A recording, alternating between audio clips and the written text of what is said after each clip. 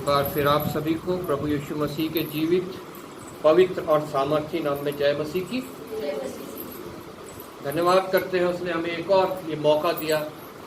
पिछले संडे से लेकर इस संडे तक फिर उसने हमारी अगुवाई करी, हमें संभाला, हमारे मार्गों को सुधारा और जिस हाल में हम थे उस हाल से हमें और आगे बढ़ाया है अपने मार्गों में, ताकि हम उसकी उपस्थिति में फिर आके उसका धन्यवाद कर सके, अपने होठों के बलिदान कर उसे चढ़ा सके, उसकी महिमा कर सके। क्योंकि सिर्फ और सिर्फ वही महान परमेश्वर है, वही जीवित परमेश्वर है और सिर्फ वही आश्चर्य कर्म और चिन्ह प्रकट करने वाला परमेश्वर है। जबकि अपने वादे के अनुसार इस समय वो हमारे बीच में है। उसके समक्ष हमें बड़े दीन होके, बड़ी शांति से, प्रार्थना के साथ बैठना है चुपचाप। और जब प्रभु वचन के द्वारा हमसे बातें करता है तो उन वचनों को हमने ग्रहण करना है।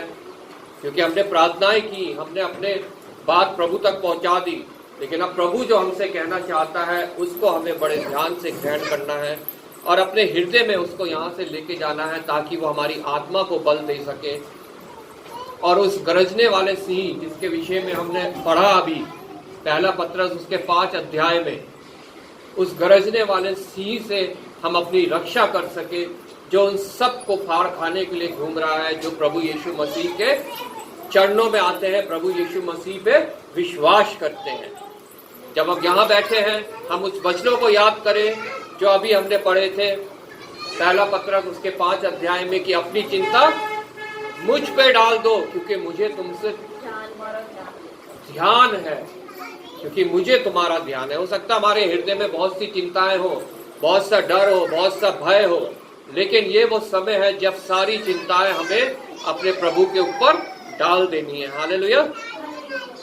आज के वचन पाठ के लिए हम पढ़ेंगे मत्ती रचित सुसमाचार, उसका 5 अध्याय 21 से लेकर 26 तक, पेज नंबर 7, नए नियम में पेज नंबर 7। मत्ती रचित सुसमाचार उसका 5 अध्याय 21 से लेकर 26 तक। कोई जन जोर से पढ़ दे। तुम सुन चुके हो कि पूर्व काल के लोगों से कहा गया था कि हत्या ना करना, और जो कोई हत्या करेगा वह कचहरी में दंड के योग्य होगा। परंतु मैं तुमसे यह कहता हूँ कि जो कोई अपने भाई पर क्रोध करेगा वह कचहरी में दंड के योग्य होगा, और जो कोई अपने भाई को निकम्मा कहेगा वह महासभा में दंड के योग्य होगा, और जो कोई कहे अरे मूर्ख, वह नरक की आग के दंड के योग्य होगा। इसलिए यदि तू अपनी भेंट वेदी पर लाए और वहाँ तो स्मरण करे कि तेरे भाई के मन में तेरे लिए कुछ विरोध है, तो अपनी भेंट वहीं वेदी के सामने छोड़ दे और जाकर पहले अपने भाई से मेल मिलाप कर और तब आकर अपनी भेंट चढ़ा।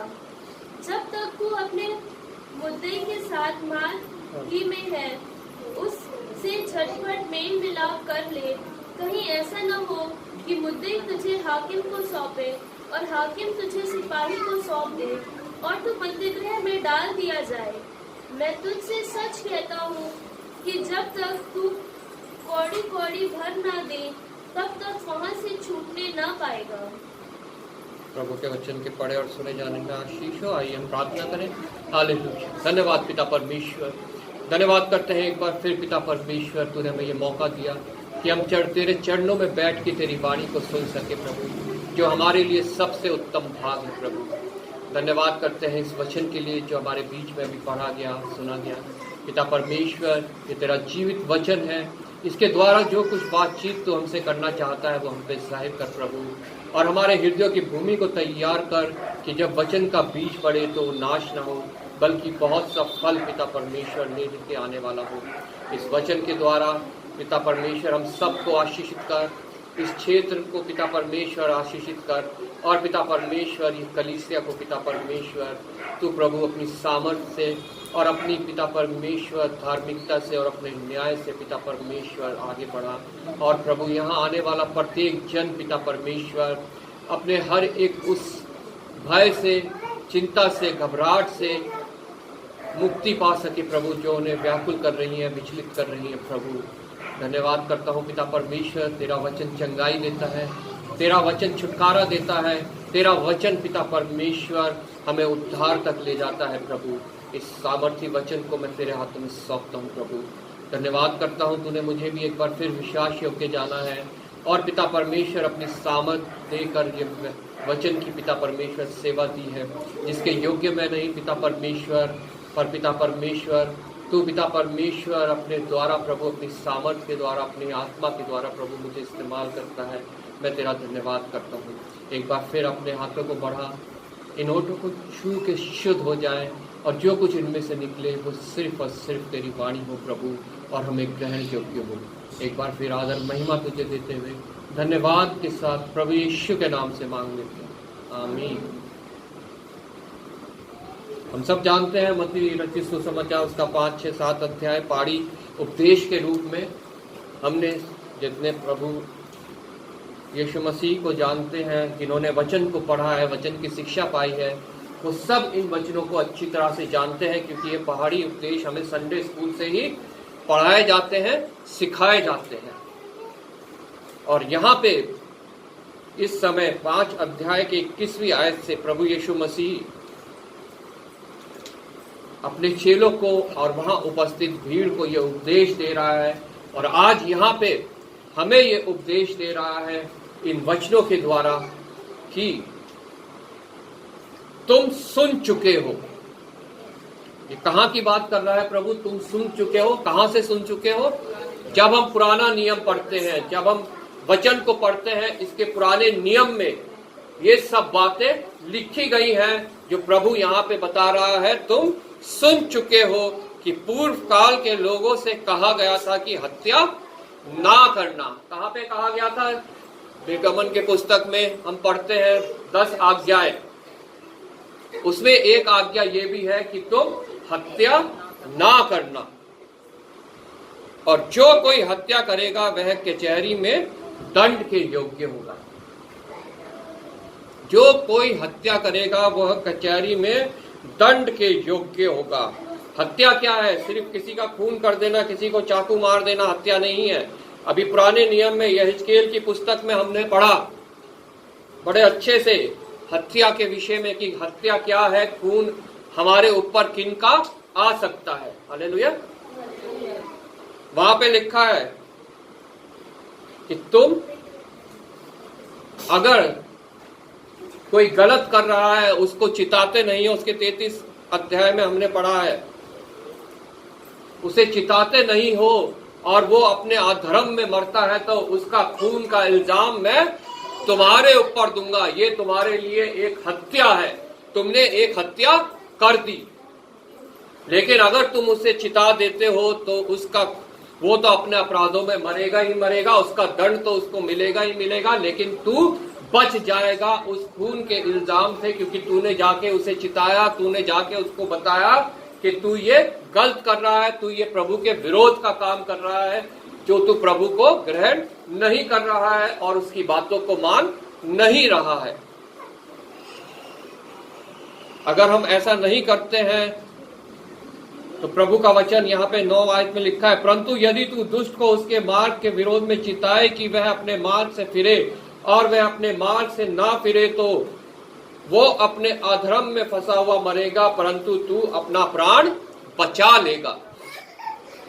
इसलिए हत्या करना सिर्फ हम ये ना समझे कि किसी का गला काट दिया वो हत्या करना है, किसी को गोली मार दी वो हत्या करना है, बल्कि उससे ज्यादा, उससे भयंकर हत्या करना ये है कि हम किसी को जो हमारे सामने प्रभु का विरोधी है, हम उसको चिता नहीं रहे हैं, हम उसको बता नहीं रहे हैं प्रभु यीशु मसीह के बारे में, उसके वचन के बारे में। इसलिए प्रभु का वचन यहाँ पे साफ कहता है, तुम सुन चुके हो कि पूर्व काल के लोगों से कहा गया था कि हत्या ना करना, और जो कोई हत्या करेगा वह कचहरी में दंड के योग्य होगा। जैसा भी यहेजकेल की पुस्तक में हमने पढ़ा, हम दंड के योग्य होंगे अगर हम दूसरे को नहीं चेताते हैं कि वो गलत कर रहा है। परंतु मैं तुमसे यह कहता हूं कि जो कोई अपने भाई पर क्रोध करेगा वह कचहरी में दंड के योग्य होगा।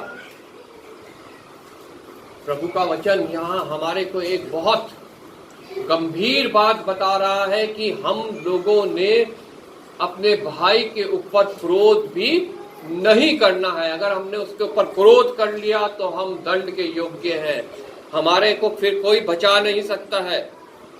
और जो कोई अपने भाई को निकम्मा कहेगा वह महासभा के दंड के योग्य होगा, और जो कोई कहे अरे मूर्ख वह नरक की आग के दंड के योग्य होगा। मतलब हमें अपने भाई बंधुओं को, अपने मसीह भाइयों बहनों को, किसी को भी हमने मूर्ख नहीं कहना है, मतलब अपने से नीचा नहीं समझना है। हमें ये नहीं समझना है कि हम बड़े समझदार हैं, हम बहुत बुद्धिमान हैं, और दूसरा जना जो है वो तो मूर्ख है। अगर हम ऐसा करते हैं तो प्रभु का वचन कहता है कि हम नरक के योग्य होंगे, फिर नरक से हमें कोई भी बचा नहीं सकता। इसलिए प्रभु के वचन में संत पौलुस ने कहा है कि जो कोई जैसा है वैसे आप तो अपने आप को वैसा ही समझे, कोई अपने आप को दूसरे से बढ़कर ना समझे, और हमेशा एक दूसरे की हित की बात करे। किसी को अपने ऊपर घमंड नहीं होना चाहिए, क्योंकि प्रभु का वचन कहता है घमंड भरी आंखें प्रभु को ग्रहण नहीं है। वो हर एक घमंड का खंडन करता है और कहता है कि जो कोई ऐसा करता है वो नरक के योग्य है।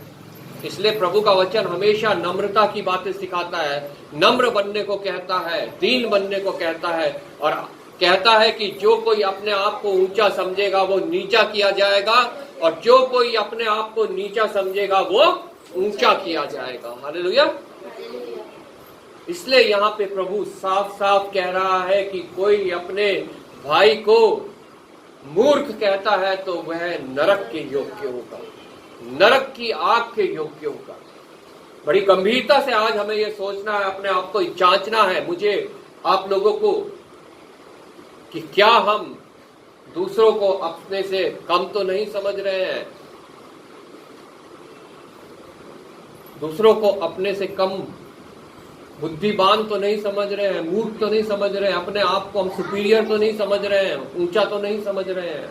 क्योंकि प्रभु के अनुसार प्रत्येक जो प्रभु में है वो भाई बहन सब जो है वो एक समान है, चाहे वो राजा है, चाहे वो रंग है, चाहे वो किसी बड़ी पोस्ट पे है, चाहे वो किसी छोटी पोस्ट पे है, सब प्रभु की दृष्टि में एक समान है जितने उसका भय मानते हैं। हालेलुया। संसारिक लोग जो है वो हमें बाहरी रूप से जांचते हैं, बाहरी रूप से देखते हैं, लेकिन हमारा परमेश्वर जो है वो हमारी आत्मा को जांचने वाला परमेश्वर है, हमारे मन को जांचने वाला परमेश्वर है, हमारे हृदय को जांचने वाला परमेश्वर है कि उसमें हमारे क्या है। हालेलुया। इसलिए यदि तू अपनी भेंट वेदी पर लाए तो वहां तू स्मरण करे कि तेरे भाई के मन में तेरे लिए कुछ विरोध है, तो अपनी भेंट वहीं वेदी के सामने छोड़ दे और जाकर पहले अपने भाई से मेल मिलाप कर और तब आकर अपनी भेंट चढ़ा।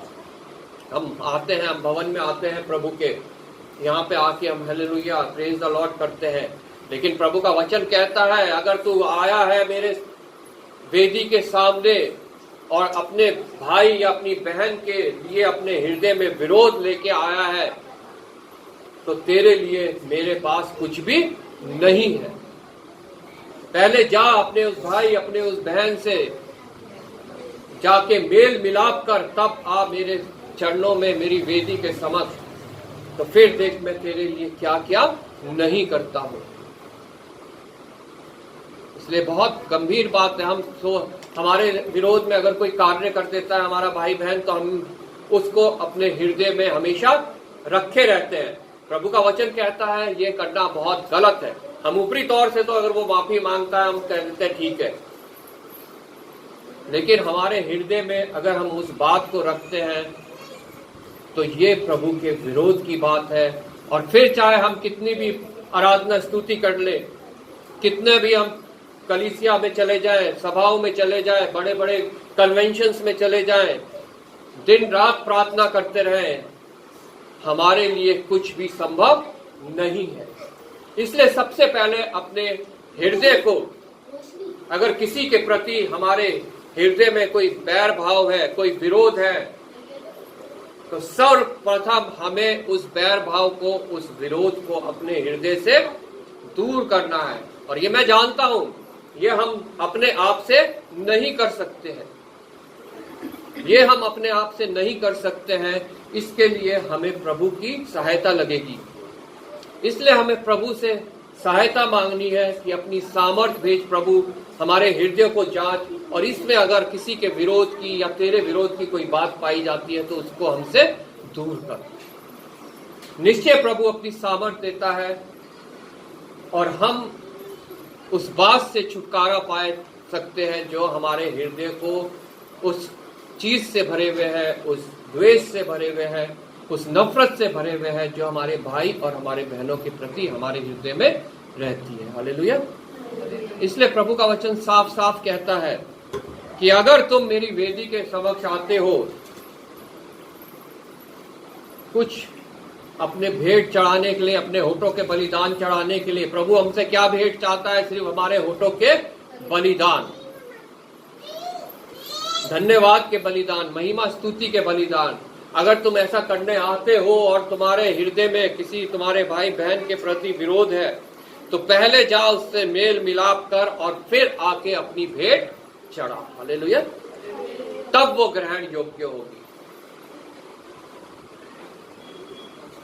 तब तक तू अपने मुद्दाई के साथ, जब तक तू अपने मुद्दाई के साथ मार्ग ही में है, उससे झटपट मेल मिलाप कर ले। कहीं ऐसा ना हो कि मुद्दाई तुझे हाकिम को सौंपे और हाकिम तुझे सिपाहियों को सौंप दे और तू बंदी गृह में डाल दिया जाए।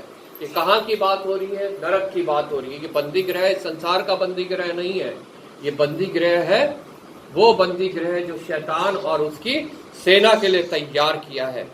और मार्ग कौन सा यहाँ पे जिक्र हो रहा है? वो मार्ग जो सकरा है, लेकिन जो जीवन तक पहुंचाता है, अनंत जीवन तक पहुंचाता है। जितने मसीह जन हैं वो उस मार्ग पे ही चल रहे हैं, और उस मार्ग पे जब तक हम चल रहे हैं हमें अपने मुद्दाई से मेल मिलाप रखना है। हालेलुया। यानी प्रभु यीशु मसीह से मेल मिलाप रखना है, क्योंकि जब हम उस मार्ग में चल रहे हैं तो वो ही सिर्फ हमारी अगुवाई उस मार्ग में कर सकता है। चाहे कितनी कठिनाइयां आए, कितनी मुश्किलें आए, बीमारियां आए, तकलीफें आए, कमी आए, घटी आए, अगर हम उस मार्ग में चल रहे हैं तो प्रभु यीशु मसीह हमारे साथ है और हमें कुछ भी हानि नहीं है। दाऊद ने भी इसलिए लिखा था, चाहे मैं घोर अंधकार से भरी तराई से होके चलूं तो भी हानि से ना डरूंगा, क्योंकि तू मेरे साथ है। अपने मुद्दाई सात मार्ग में है, उससे झटपट मेल मिलाप कर ले कि कहीं ऐसा न हो कि वे मुद्दाई हाकिम को सौंप दे और हाकिम तुझे सिपाहियों को सौंप दे और तू बंदी गृह में डाल दिया जाए। मैं तुझसे सच कहता हूं कि जब तक तू कौड़ी कौड़ी भर ना देगा तब तक वहां से छूटने ना पाएगा, और वो हम में से कोई भी भर नहीं सकता है। इसलिए हमें पहले ही ये निश्चय करना है, निर्णय लेना है, क्या हमने प्रभु यीशु मसीह से के द्वारा पिता से मेल मिलाप करना है कि नहीं करना है। जो मेल मिलाप आदम और हवा के समय में खत्म हो गया था, जब उन्होंने प्रभु की आज्ञा को इनकार किया, प्रभु की आज्ञा को तुच्छ जाना और शैतान की बात को सुनकर उस आज्ञा को तोड़ दिया, तब जो मेल मिलाप हमारा परमेश्वर से उस आदम की वाटिका में होता था, उस आदम की वाटिका में प्रभु मिलने आता था, वो मेल मिलाप खत्म हो गया और उस आदम की वाटिका से आदम और हवा को निकाल दिया गया। उस मेल मिलाप को पूरा करने के लिए प्रभु यीशु मसीह के रूप में परमेश्वर इस जगत में आया, ताकि जो कोई उस पर विश्वास लाए वो नाश ना हो परंतु अनंत जीवन को पाए, वो स्वर्ग में जा सके, वो उस मुकुट को पा सके जिसके विषय में अभी हमने पढ़ा, जो मुरझाने का नहीं, 5वें अध्याय में, पहला तीमुथियुस उसके 5वें अध्याय में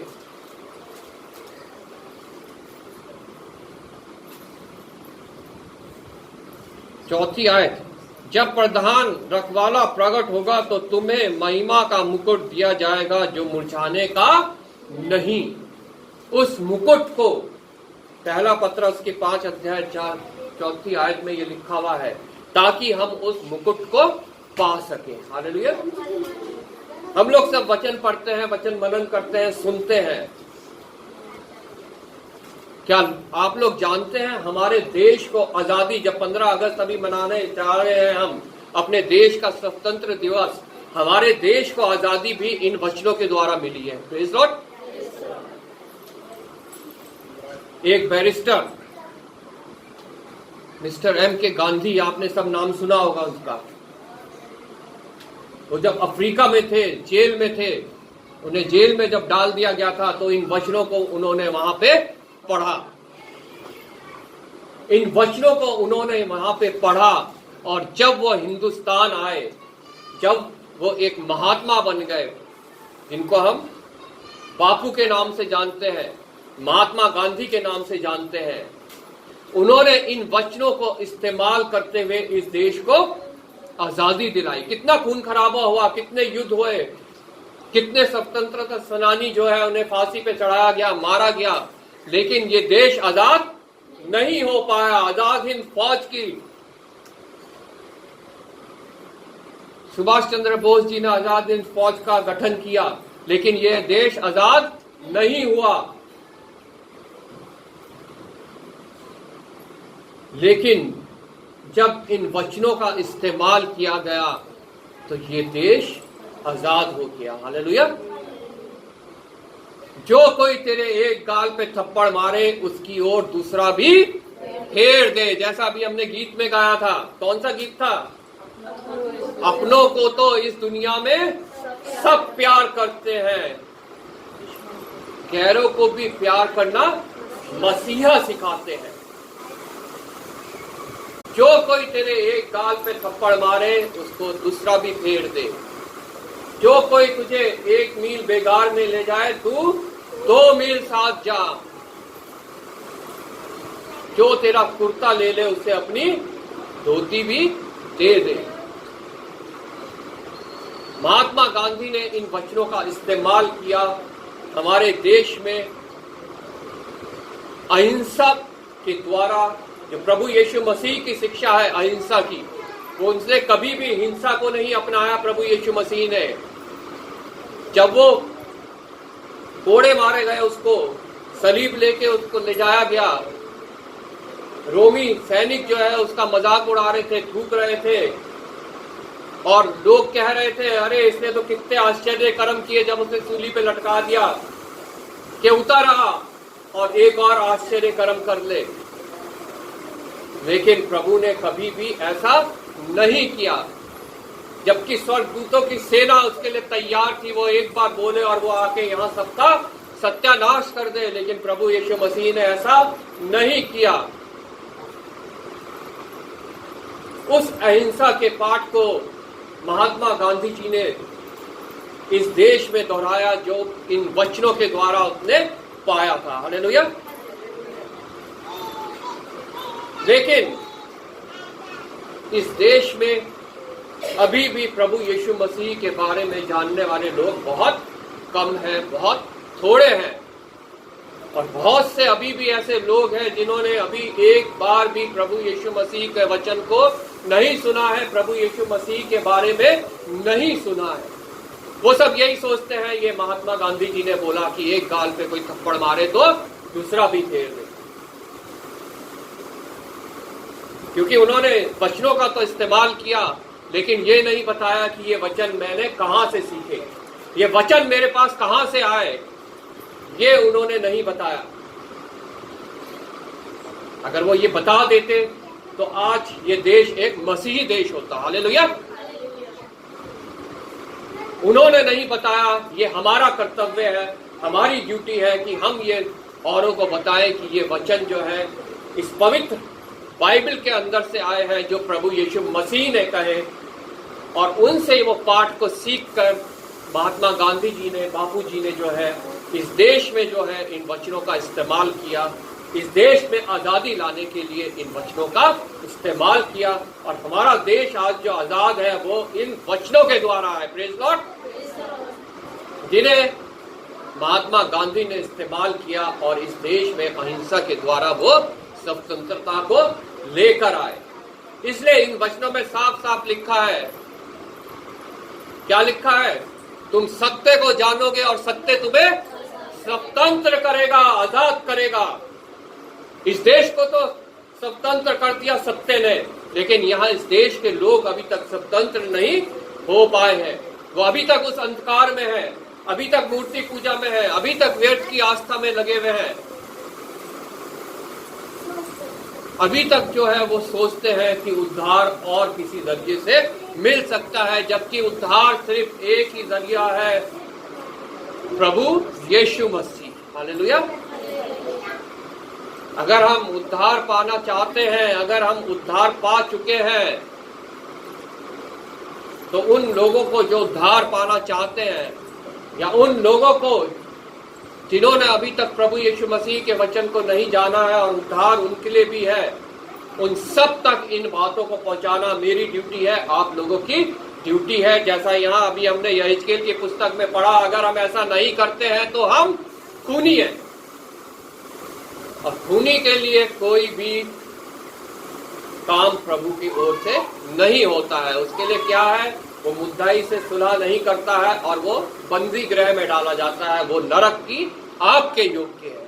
प्रेज लॉर्ड। इसलिए आज जांचने की जरूरत है मुझे अपने आप को, आप लोगों के अपने आप को, क्या आप इस कार्य को पूरा कर रहे हैं कि नहीं कर रहे हैं, कि दूसरों को चिता रहे हैं कि ये सब व्यर्थ की बातें हैं, इनसे कोई लाभ नहीं, इनसे सिर्फ तुम्हारी आत्मा की हानि ही है और तुम नरक में जाओगे।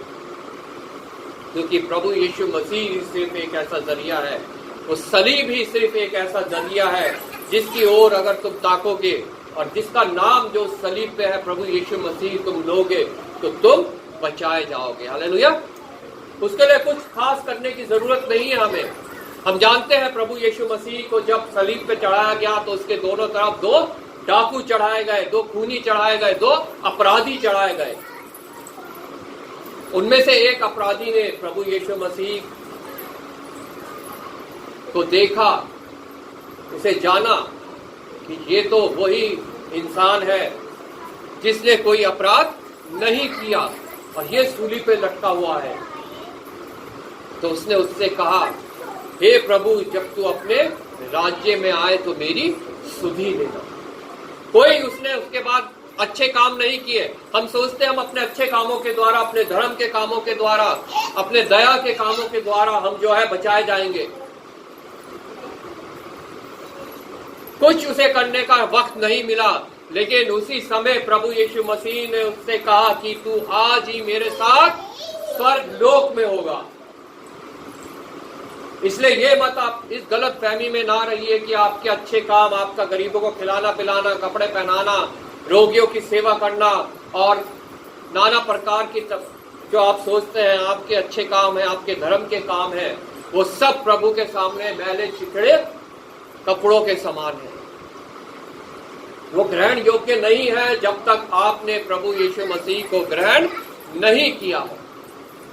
अगर प्रभु यीशु मसीह को ग्रहण करके आप उनको कर रहे हो, उसकी महिमा के लिए कर रहे हो, उसको धन्यवाद देने के लिए कर रहे हो, तो वो आपके ग्रहण योग्य है, नहीं तो वो ग्रहण योग्य नहीं है। उसके द्वारा आप कुछ भी लाभ प्रभु से नहीं पा सकते, उसके द्वारा आप उद्धार कभी भी नहीं पा सकते।